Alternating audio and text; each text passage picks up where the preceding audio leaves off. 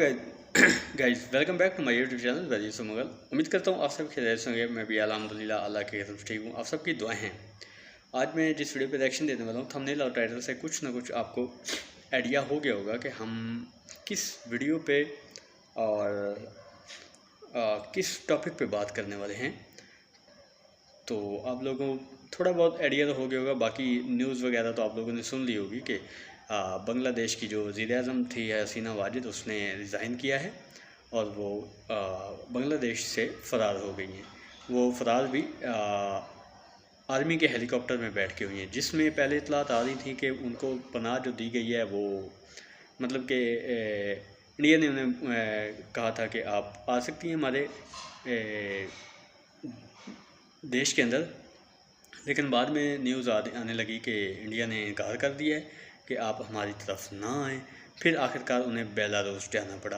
अब फिर देखते हैं क्या होता आगे। हम इस पर major Gaurav Arya I think इनका नाम है। हिंदी में यार मुझे तो इतना आता भी नहीं, गौरव या जो भी है। तो उनकी एक ओपिनियन है, वो कहते हैं कि इसमें चाइना का हाथ है। हो सकता है भाई, नहीं भी हो सकता, ये उनकी अपनी ओपिनियन है। हम इसको तस्लीम करें ना करें वो हमारी मर्ज़ी है। तो इसी पे उनका थोड़ा सा हम रिएक्शन देखेंगे, उनकी ओपिनियन जानेंगे वो क्या कहते हैं। आपको ओरिजिनल वीडियो का जो लिंक है वो मेरे डिस्क्रिप्शन में मिल जाएगा, तो आप जाके ज़रूर विज़िट कर सकते हैं इनके चैनल को।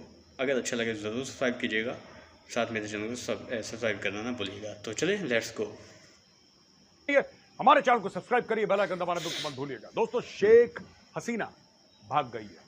शेख हसीना ने बांग्लादेश छोड़ दिया और लोगों का कहना है कि अगरतला में उसका चॉपर लैंड कर चुका है कुछ समय पहले। जब तक आप ये वीडियो देखेंगे आपको आगे की भी खबर मिल चुकी होगी मेन स्ट्रीम मीडिया से। लेकिन वहां पे रिजर्वेशन यानी कि आरक्षण को लेकर बड़ी सारी प्रॉब्लम्स हो रही थी। लगभग 100 लोग, मोटा मोटी बता रहा हूं, लगभग 100 लोग मारे गए और ये तो है। फिर लोगों ने चढ़ाई कर दी शेख हसीना के घर पे, जो ऑफिशियल प्राइम मिनिस्टर का घर था, उसके ऊपर चढ़ाई कर दी। और दोस्तों, ये कुछ फोटोग्राफ्स हैं जिसमें आप देख सकते हैं किस तरीके से लोग उसके घर में जा रहे हैं, उसका फर्नीचर चोरी कर रहे हैं। आखिर बांग्लादेश भी पाकिस्तान का हिस्सा था एक टाइम पे। आपको याद होगा 9 मई को पाकिस्तानियों ने क्या करा था जब घुस गए थे कोर कमांडर लाहौर के घर में। उसके घर से भी उन्होंने कोरमा चुराया था, मोर चुराई थी, स्ट्रॉबेरी चुराई थे, सब्जी दाल चावल सब कुछ चुरा लिया था। वैसे ही बांग्लादेशियों ने ये अब भाई साहब तशबीह दे रहे हैं 9 मई के जो रीज़न हुआ था हमारे यहाँ, उसको इसके साथ मिलाया जा रहा है। शेख हसीना के घर में घुस के उसका फर्नीचर चुरा लिया, पता नहीं क्या क्या और चुरा लिया वहां पे, सेम टू सेम। और यहां पे आप फोटोग्राफ देखिए कि बंगा बंधु, जिसको लोग कहते हैं बंगा बंधु, शेख मुजीबुर रहमान, उसकी मूर्ति के ऊपर एक बंदा चढ़ा हुआ है और हथौड़े से उसकी मूर्ति तोड़ रहा है। ये वही बंगा बंधु है जिसने ईस्ट पाकिस्तान को बांग्लादेश बनाया था। दोस्तों, भूलना नहीं है, ये वही बंगा बंधु है जिसने ईस्ट पाकिस्तान को बांग्लादेश बनाया था। और एक जमाने में दोस्तों, पाकिस्तानी फौज ने इसके परिवार की हत्या की साजिश करी थी और भारतीय सेना थी जो इनके पूरे परिवार को सेफली वहां से निकाल के इंडिया लेकर आई। अच्छा दोस्तों, ये तो होगी बैकग्राउंड स्टोरी। अब हुआ क्या है वहां पे? अच्छा, मुझे ये समझ नहीं आ रही कि ये इंडिया को इस चीज़ की इतनी तकलीफ क्यों हो रही है। वो उनका अपना राइट है, वो मुल्कों सारे मुल्कों के अंदर मामलात होते रहते हैं।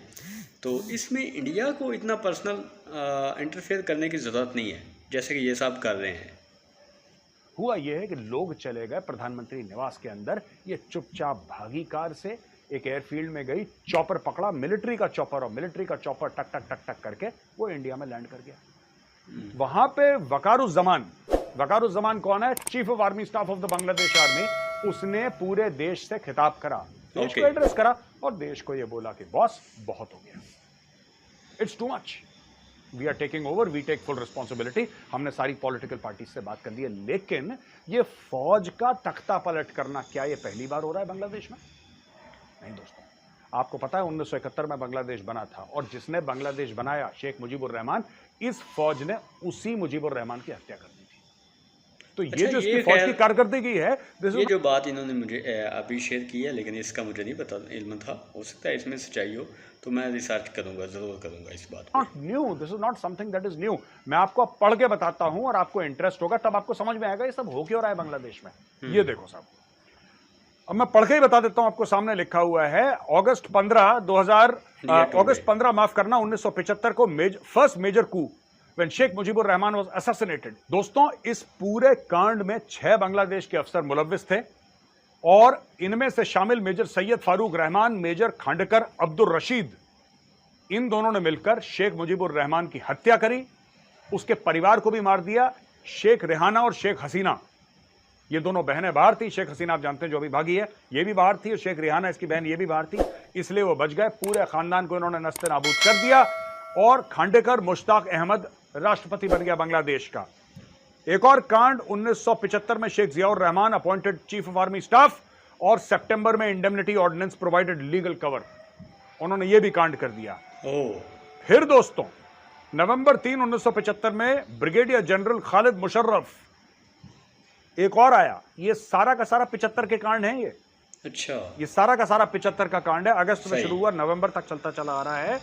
3 नवंबर 1975 को ब्रिगेडियर जनरल खालिद मुशर्रफ ने फिर से एक कू करी, और जिन्होंने कू करी थी उन पर डबल कू कर दी। यानी कि जिन्होंने विद्रोह करा था, विद्रोहियों का भी बाप निकला, इन्होंने उसके खिलाफ विद्रोह कर दिया, leading to the death of 4 leaders and Ziaur Rahman house arrest. उस बंदे का कर दिया हाउस अरेस्ट। और 7 नवंबर को अनदर कू। अच्छा, यहां पे हफ्ते हफ्ते का, जैसे एक जमाने में चित्रहार आता था दोस्तों, जैसे बांग्लादेश में कूज होते थे।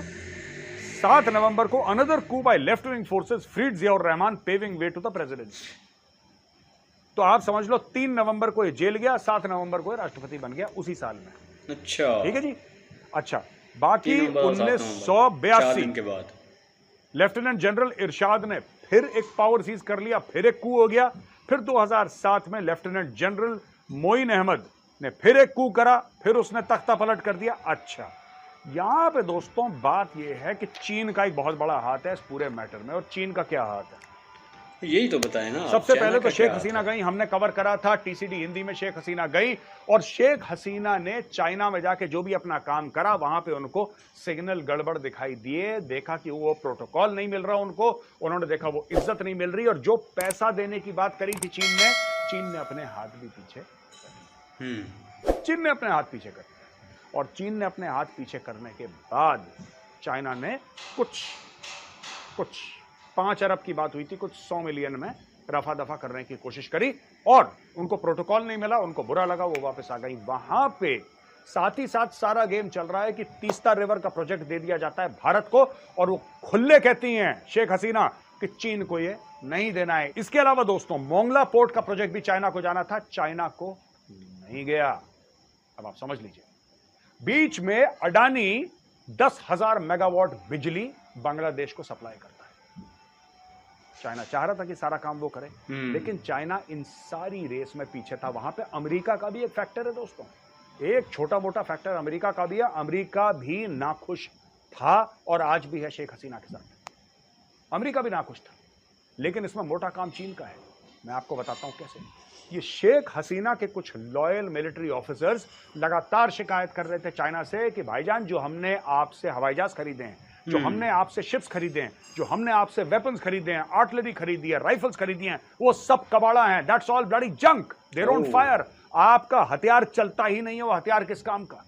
सही बात। और जब उन्होंने बोला कि आप इसको ठीक करके दीजिए, चीन ने बोला और पैसा चाहिए, और पैसा लाओ तब हम देंगे। तो ये तनाव और तकरार की स्थिति बनती चली गई। वहां पे जो रिजर्वेशन की बात थी दोस्तों, पीछे की कहानी ये है कि रिजर्वेशन की बात थी, ये मुख्य तौर पे रिजर्वेशन किसको दिया था? ये मुख्य तौर पर रिजर्वेशन जो मुक्तिबाहिनी थे, जो शेख मुजीबुर रहमान के साथ थे, जिन लोगों ने बांग्लादेश के लिए हथियार उठाए और अपनी गर्दनों को, अपने माथे को संगीन के ऊपर रखा, तलवारें अपनी गर्दन पे रखी और देश के नाम पे मर मिटे, उनके बच्चों को रिजर्वेशन देने की बात थी बांग्लादेश में कि भाई उनके बच्चों के लिए कुछ बढ़िया करा जाए। यहां पे स्टूडेंट जो थे वो दुखी हो गए रिजर्वेशन आज से। ये रिजर्वेशन आज से है जो आज दुखी हो रहे हैं। ओ भाई, ये बहुत पहले की बात है और पहले भी इसके ऊपर प्रोटेस्ट हुए थे, लेकिन छुटपुट। यहाँ पे ये भाई साहब गलत हैं। जब वो जिन्होंने स्ट्रगल की, जिन्होंने सारा कुछ किया, वो ख़त्म हो गए, उनकी नई नस्लें आगे आ गई, मतलब कि कम से कम तीसरी चौथी नस्लें अब चल रही हैं उनकी। तो अब इनका क्या उसमें वो है? बड़ों ने किया, बड़ों ने अपना मफाद हासिल कर लिया। अब इसको कोटा सिस्टम वाकई ही ख़त्म होना चाहिए था। जो कि नहीं हुआ। उसको करना चाहिए था इन्हें। ये एक जमहूरी कंट्री है, सबको अपने इम्तिहान जो भी है वो सिस्टम उसको कंप्लीट करके आना चाहिए, ना कि कोटा सिस्टम के अंदर आप उसको दे दें। ऐसी ये तो बिल्कुल गलत पॉलिसी थी, जिसको नहीं होना चाहिए। ये बिल्कुल सही एहतजाज हुआ। 2-4 टीयर गैस के शेल्स फायर हुए, हवाई फायरिंग करी, सब वापस। ये इतना बड़ा हो कैसे गया मामला? ये इतना बड़ा मामला कैसे हुआ कि पूरा हुजूम का हुजूम घुस गया प्रधानमंत्री निवास के अंदर और वहां से सब कुछ चीजें चोरी कर दी। यहां पे गाड़ी में ये भागती हैं, हेलीपैड में जाती हैं, मिलिट्री का हेलीकॉप्टर लेके इंडिया। भाई साहब इतना आसान है? अब इंडिया ने तो ये इतना आसान है? आपको लग रहा है ये लैंड नहीं करने दिया? नहीं, ये बाहर से मैन्युफैक्चर करा गया। ये जो पूरा प्रोटेस्ट है दोस्तों, ये ऑर्गेनिक नहीं है। This is not an organic protest. ये बाहर से, हाँ ठीक है, सारे के सारे जो इसके फैक्टर्स थे, मैं मना नहीं कर रहा, all the factors that are there are local. चाहे वो रिजर्वेशन का मामला हो, चाहे heavy handedness of the government हो, चाहे गवर्नमेंट का है शूट एट साइट, चाहे स्टूडेंट्स से ना बात करनी। ये जो पूरा स्टूडेंट्स का मामला है, नया नहीं है। जो बांग्लादेश भी बनाया था, शुरू में जो स्ट्रगल हुआ था दोस्तों 1948 में, मोहम्मद अली जिन्ना जाता है ढाका।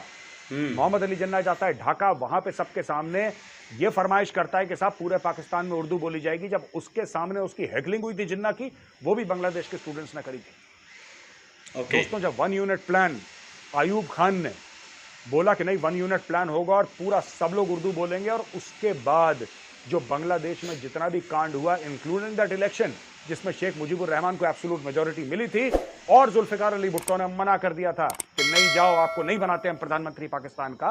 उसके बाद जो फसाद हुए थे वो भी स्टूडेंट्स ने करे थे। तो स्टूडेंट पॉलिटिक्स जो है दोस्तों, ये 1947 से जब वो ईस्ट पाकिस्तान था तब से ये स्टूडेंट पॉलिटिक्स चलती चली आ रही है, लगातार दर लगातार। आगे चल के क्या होगा नोबडी नोज, हमें नहीं पता आगे चल के क्या होगा दोस्तों। लेकिन इतनी बात तय है कि Sheikh Hasina, she is now in her 70s, उनका मैटर खत्म हो गया। लेकिन एक और चैप्टर मैं आपको बताता चलूं ये वीडियो खत्म करने से पहले। बोलिए दोस्तों, तब भी ताकतें थी जो शेख मुजीबुर रहमान के खिलाफ खड़ी थी। वो ताकतें थी जमातुल इस्लामी की।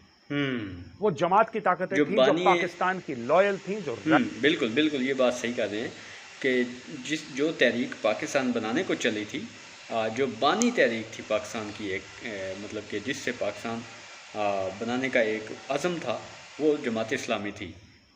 सही बात। रेडिकल इस्लामिस्ट थी जो मौदूदी का जो नजरिया था उसको मानती थी। वो ताकतें आज भी बांग्लादेश में हैं। वो वही ताकतें हैं जमात इस्लामी से मोटिवेटेड, जो ब्लॉगर्स की गर्दनें काटती हैं, जो वायलेंस करती हैं माइनॉरिटीज के खिलाफ। These are the same people and the same people are now slowly and slowly clawing their way back to power, दोबारा गद्दी पे बैठने वाले। आज का वीडियो इतना ही। मैंने सोचा कि जल्दी से आपको खबर दे दूं, क्योंकि चलिए मेहरबानी आपकी, आपने अपनी ओपिनियन दी, इसमें कोई दूसरी राय नहीं है। आपके हिसाब से जो भी हुआ गलत हुआ, लेकिन मेरे हिसाब से मैं अपनी ओपिनियन देता हूँ। कमेंट सेक्शन में आप लोगों ने अपनी ओपिनियन ज़रूर देनी है। मेरी आप सबसे रिक्वेस्ट है, आप क्या इस चीज़ को क्या समझते हैं? ये ऐसा होना चाहिए था, या मतलब कोटा सिस्टम जो था, स्टूडेंट्स कह रहे थे कि इसको ख़त्म करना चाहिए, तो उन्होंने नहीं किया। हसीना वाजिद ने बाकायदा वो एक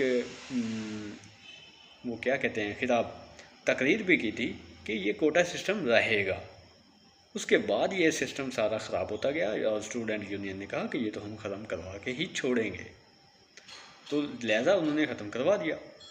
मेरे ख्याल में ख़त्म ही होना चाहिए था कोटा सिस्टम, क्योंकि वो नस्लें अब तीसरी चौथी नस्लें चल रही हैं। इनका क्या काम है भाई? कोटा सिस्टम के अंदर मजदूर को मिलना चाहिए, वो ठीक है, लेकिन जो कोटा सिस्टम के अंदर मतलब कि नस्ल दर नस्ल मिल रहा है, वो गलत बात थी भाई। अपने इम्तिहान दें, पेपर दें, उसमें जो अच्छी पोजीशन पे आता है वो अपने जेन्युइन तरीके से आए, कोई मसला नहीं है, ये बिल्कुल सही है। तो उम्मीद करता हूँ आपको वीडियो पसंद आई होगी। वीडियो अगर अच्छी लगे तो वीडियो को लाइक एंड शेयर ज़रूर कीजिएगा। अपनी ओपिनियन आपने देनी है ज़रूर। तो मिलते हैं इंशाल्लाह नेक्स्ट वीडियो में, तब तक आपने और अपनी फैमिली का ख्याल रखिएगा। अल्लाह हाफ़िज़।